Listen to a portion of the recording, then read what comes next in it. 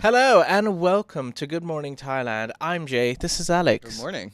And today we're going to be talking about some of the headlines from across the country, starting with Alex. Let's get into Haze and blazes What hit a the combo. north. I love those words. Well, I hate the combination of haze and blaze. Yeah. But it's a good combination of words, terrible combination for the weather. That's so exactly take right. us away. What's happening?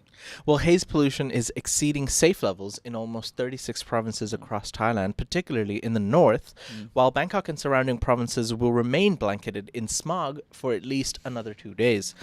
The ultrafine dust particles, PM 2.5, Ooh. have remained at critical levels in the north and northeast in the past week as a result of slash and burn activities in forests and farms, with more than 2,500 hotspots found on both sides of the border. Now, officials from the Department of Natural Parks, Wildlife and Plant Conservation and the Royal Forest Department and local officials are struggling to control the blazes. So it's a full team effort. However, it's still quite a struggle to control the blazes. But according to the Center of Air Pollution Mitigation, PM 2.5 pollution is exceeding safe levels in 36 provinces. And it's exceeding the level that is considered safe of 50 micrograms per cubic meter. It's exceeding that. How many cigarettes per day is that? I wonder. Like that kind of a thing. Yeah, so this started off as controlled burning, was it? Like Yes. this is a common tactic Slash in and burn farms, activity. right? Like Exactly. it's a totally common thing, but I guess it got away from them. And now, so this is a huge problem in lots of parts of America and in Australia too. It just gets really dry. Yeah. And then all it takes is like a lightning strike or something like that to even happen. So it's weird because Thailand's not usually so dry. Yeah. And not usually so prone to wildfires and that kind of thing. So yeah, this And sucks. Unless they're man-made, yeah. But in Bangkok and surrounding areas, atmospheric PM 2.5 is going to range between 41 to 77. So better get that air purifier going in your Yeah, room. for sure. Stay inside. Yeah. What was I going to say about wildfires in Thailand? I forgot my point. Does it happen often or no? Yeah. So the thing is, like, a lot of these officials actually even came out and said, "Oh, we've got people on the roads, and we're gonna crack down on trucks and old vehicles having the smoke in the car." And I'm like, how about trying to find a better solution for forest fires and burning crops and stuff like that? Well, the slash and burn tactics, we've been doing that forever. I Yes. think it's kind of like a historical, like it brings the ash brings nutrients to. So I don't think that tactic's going to go away anytime soon. But the regulation of that tactic might need a little revisit. If things are getting away from people in these controlled environments, you can't just go setting fires all over the place willy-nilly. Well, That's what happened. talking about setting fires all over the places, we're going to move on to our next topic, which is about poaching. Now, we've got 2 stories in a row about poaching. We're going to start firstly with Bengal tigers. Yeah, this is pretty rough. So let's get into it. 5 poachers jailed for killing and skinning Bengal tigers.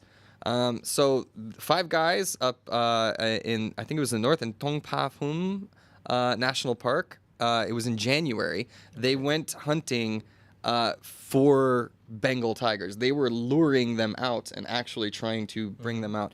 Now, they defended themselves saying that it was in order to protect their farms, in order to protect from these tigers encroaching and taking their livestock.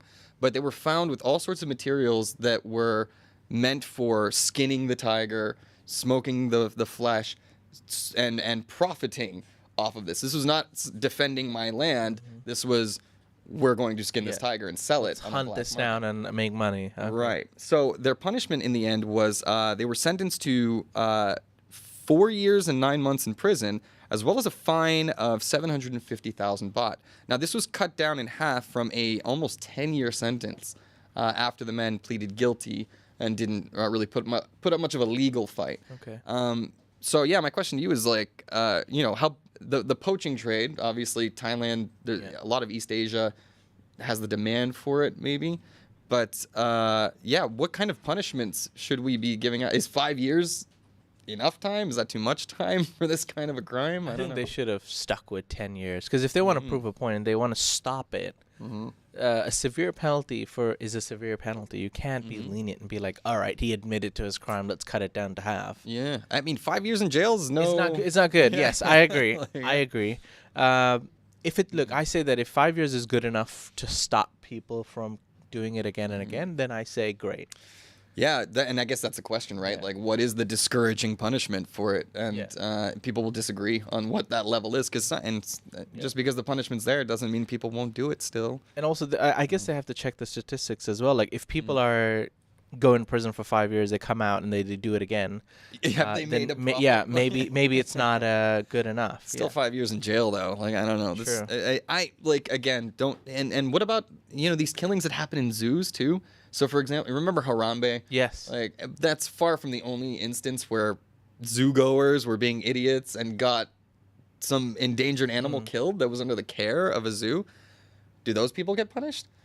Like, I feel like, what happened to the kid who fell into Harambe's cage? What about Harambe? Is there justice for Harambe? Never forget Harambe. I know, sorry, but I'm getting emotional now. Right. Well, moving on to other sorts of animals, but sticking to the topic of poaching and trafficking, actually. 47 macaques were found in Isaan, crammed in a plastic cage for Chinese medicine. Now, Thai police have rescued these 47 macaques, or macaques, macaques even, that were being smuggled out of the country for probable use in traditional Chinese medicine. The macaques, macaques? Macaques. The macaques were found. Not a bad word. The macaques were found crammed into plastic cages on the back of a pickup truck in Isaan, suffering from overcrowding and neglect. The disturbing scene was uncovered by Natural Resources and Environmental Crime Suppression Division and national park officials who acted on an ongoing investigation into wildlife smuggling. The macaques were in a small net bags and they were sick. Now, 2 men were responsible for transporting the macaques. 37-year-old Kun Kitsana and 43-year-old Kun Kritsara were arrested, and they were charged with illegal possession and trading of protected wildlife. The men claimed they were unaware that the macaques were protected and that they were breaking the law. Kitsana claimed that he was paid 17,000 baht to pick up the cages from the Khao Tak Krong National Park and deliver them near to the Lao border in Nong Khai province. He said the person who hired him was a stranger. Macaques are protected animals under the Wildlife Conservation and Protection Act, and the smuggling is a serious crime. I highly doubt if you are hired to go and just pick up a cage full of... a truck full of monkeys. Just truck full of monkeys. Like, this seems all right. Yeah, above board. I don't know, though. Like, so many people, money talks, right? And if you got the money, I don't have any questions. Like, that happens. I just got to drive them from point A to point B. Right, But in this case, right, ignorance of the law does not excuse you from breaking the law, I think. I do believe the point about I don't think many people who are trafficking these, because they're hired delivery men. They're drivers. The person really responsible for the smuggling is a completely different person who remains anonymous and doesn't want to get involved. Sure. So do we crack down on delivery drivers? Who's wrong? You got to crack down where you can get into the process, right? Like, you're just getting into the supply line, and you would like for these guys to flip and give you more important people. But I guess that's the point of insulating themselves and paying for things anonymously. I think they're not even informed about the fact that, yes, macaques are probably, under the Wildlife Conservation and Protection Act. I believe that point. But surely, you might have some concerns that is a cage full of 47 monkeys. They don't look comfortable in there. And that's the pictures, man. Did you see the pictures? Yes. So sad. It was like one of these cute little monkey, like, oh, just let me die. Like, no. It was so sad to see, and it shows we gotta do something about that. And there's been a crackdown on this lately because every week there's a new story, especially regarding macaques near up the north. And this all started with Lopburi province, which is famous for the temple with all the macaques. The numbers went from thousands to hundreds, and people are like, where are these monkeys gone? I don't know if these monkeys are from that area. However, more and more seem to be popping up, making their way to China for traditional Thai medicine. How many have not been caught doing this, right? Like, how many people have gotten away with it so gotten far? through. Well, terrible to think. Ladies and gentlemen, we'll keep you up to date with all those news stories and more. For now, we're going to take a quick break. Once we come back from the break, we've got stories on obesity. Find out more after the break. And join the fun at Carnival Magic, the world's first Thai carnival theme park. Don't miss the opportunity to experience the enchantment of the magical wonders at the one, the only, Carnival Magic Phuket. Welcome back after that refreshing break. The show is Good Morning Thailand, and it's brought to you by Carnival Magic. It's a carnival fantasy, Alex. One of the newest attractions in Phuket. Go check it out next time with your family and loved ones. Nice. You won't be disappointed. All right, ladies and gentlemen, we're going to continue with 2 more stories today, starting with obesity in Thailand. Yeah, so this is obviously an increasing problem all over the world, but here we have some hard evidence on Thailand. So 1 in 10 Thai kids, there's a tongue twister, clinically obese. So we've found that this is not just overweight. This is like beyond, this is like the just below morbidly obese, I guess they call it. But that's a 10% number. So a report by the health department revealed that about 10% of Thai children are fat. Right? Not only are they obese, but they also think that they're going to become even fatter. Like this trend is going to continue into the future. So right now we got 9% of children 0 to 5 are overweight, 13% from 6 to 14, and then also 13 from 15 to 18. So it gets worse as they get older as well. And we are the World Obesity Federation has projected that childhood obesity rates are going to double in the next 15 years, something like that. So with that being said, how has this shifted over time? Why are it's not just Thais, it's the whole world that's getting fatter. So what are the trends that are leading to that? What do you think? I don't know. Do we have a range of when this kind of happened? Like, is it in the last 5 years or just in general? Those are the current rates right now. And that has increased. I'm a bit surprised because I always thought that in general, like Thai people in Thailand in general is not linked to obesity in general. I think Thai food is fairly healthy. Yes, you've got the Thai curries and the rice and the noodles and stuff, but like even the portion size is quite, coming from European countries. It's America, Jesus. Yeah, it's a small portion size. The food is generally healthy unless you go for the fried stuff every day. And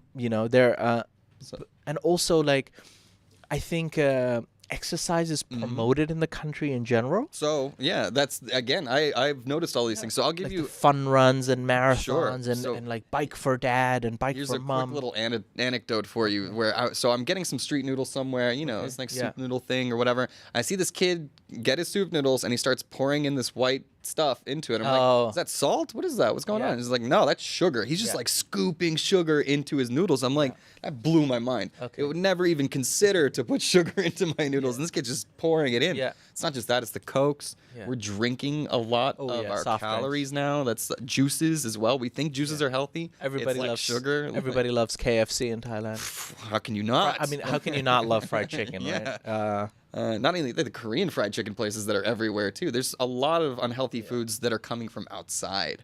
I think that, and Thai people are trendy and want to get into that kind of stuff. So I don't know. How do we solve the problem? I guess is the other question. How do we solve obesity in Thailand? Well, I don't know. Oh no. You guys answer that. All right. Well, we're going to leave that up to the relevant departments. But yeah, let's get the conversation going. First time I'm hearing about it, so good to be informed. Our last story, ladies and gentlemen, today. Alex, this is about buying gold, all right? Because guess what? A Thai man bought gold worth up to 30,000 baht, all in coins. Yeah, I saw that. It was like 10 baht coins he was using or something. Yeah, so at first I thought to myself, like, was he trying to troll this gold shop? But he wasn't. This is actually a fairly positive story. So here we go. A Thai man used nothing but coins to buy 30,000 baht worth of gold at a shop in the northeast province of Mahasarakham. Tangmo, the shop owner, said the customer called and asked if the store accepted coins as payment for the gold. She told the customer yes, but didn't think that the payment would only consist of coins. In a video gone viral, the man is emptying the coins and he's using it as payment for gold and at the Buddha Singh Chang Thong shop in the Serm Thai complex in the Mueang Mahasarakham district of the same named province. Love these names. Yeah, that was good. When Tangmo saw the customer arriving with a big blue basket full of coins, she was shocked and asked if she could take a video. The customer agreed. The customer said he was from Roi Et and was the owner of a laundromat. It all comes together now. Which explains why he had so many coins. He said he tried to use the coins to buy gold in Roi Et, and they said no. So that's why he called and checked first. And Thang Mo said the customers from Yosathon and Buriram have come with coins before to buy gold, but not as many as this man. She says the shop needed 5 people to count the coins and did not charge a counting fee, because if you go to a commercial bank, they deduct 2 baht for every 100 baht that they count. It was nice enough that Kun Thang Mo, the shop owner of this gold shop, did not charge any fee. Currently, 1 gram of gold costs 2,055 baht in Thailand, or about $60. And the customer bought 7 gold rings, and the shop also gave him a discount and a cap. Wow. A free cap. It's a fun story. So get him some merch. The man said he would come back every month so long as the shop accepts coins. I feel like she started a trend here. Well, for laundromat owners, that's for sure. I feel Yeah, so good luck with that, Oh my Kunthangmo. God. But it's a nice story, man. It's It like, is. yeah. Why can't you buy? Yeah, because it's annoying, or maybe there's that. But in the end, if they're okay with it, he's okay. Whatever. He called to make sure, right? He's like, hey. She's quite nice, because what is she going to do with all these coins? She's obviously going to go to the bank, and the take bank's her going to hit. have to count it, and then they're going to charge 2 baht per 100 baht. You know, this always frustrated me about Thailand, because in America, we're used to those coin stars. Do you know those things where you just take all your loose change and you dump it in, and they take a cut, right? They take their percentage of whatever, but it's better than taking 5 people to count out all these coins. There should be a machine for this. There should be. Readily available. Yeah. So, anyways. But otherwise, the laundromat owner comes and pays for gold with coins. Amazing story. All right. Thank you, dude. Love that. All right, ladies and gentlemen, those are some of the top stories from Thailand today. If you do have any comments on any of the stories today, please leave them in the comment section below. As for now, we'd like to say thank you for watching, and we'll see you live here once again tomorrow morning. Until then, take care. See you. Bye-bye. Bye.